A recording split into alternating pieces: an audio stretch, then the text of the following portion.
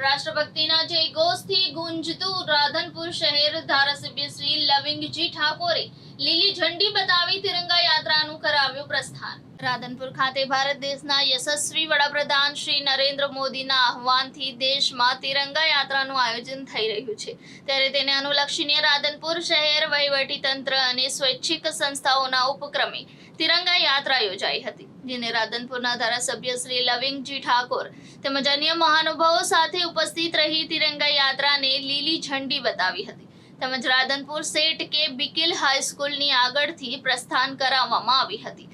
આ તિરંગા યાત્રામાં રાધનપુર શહેરની શાળાઓના વિદ્યાર્થીઓ તેમજ વિદ્યાર્થીનીઓ તેમજ સ્વૈચ્છિક સંસ્થાઓ તેમજ નાગરિકોએ મોટી સંખ્યામાં જનમેદની જોડાઈ હતી। રાધનપુર તાલુકા પંચાયતના પ્રમુખ મહેમદાદ ભરતભાઈ પટેલ તેમજ રાધનપુર તાલુકા પંચાયતના ઉપપ્રમુખ અંબારામભાઈ ઠાકોર, રાધનપુર શહેરના ભાજપના પ્રમુખ જસુભાઈ રાવલ, ભાજપ પ્રમુખ લગધીરભાઈ ચૌધરી તેમજ દિનેશજી, રાધનપુર તાલુકા પંચાયતના પૂર્વ પ્રમુખ, રાધનપુર પીઆઈ તેમજ પોલીસ સ્ટાફ, દરેક શાળાના શિક્ષકો તેમજ આચાર્યગણો મોટી સંખ્યામાં હાજરી આપી હતી તેમજ પદયાત્રા કરી તિરંગા યાત્રામાં સહભાગી બન્યા હતા। આજે આપણા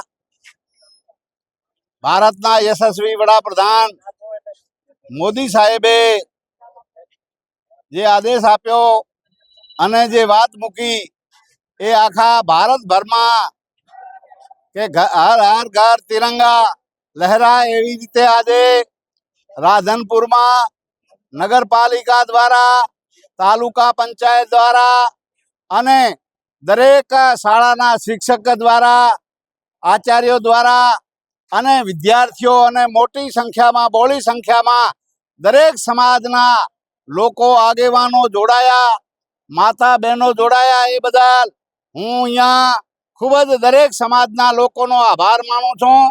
અને જે મોદી સાહેબે જે વાત મૂકી છે એ હર ઘર તિરંગા, એ આપણે બધા આપણા ઘરોમાં તિરંગો લહેરાવીએ, કારણ કે આપણે આ મહામૂલી આઝાદી મળી છે એ ખૂબ જ જહેમત ઉઠાવી છે વીર બહાદુર સૈનિકોએ।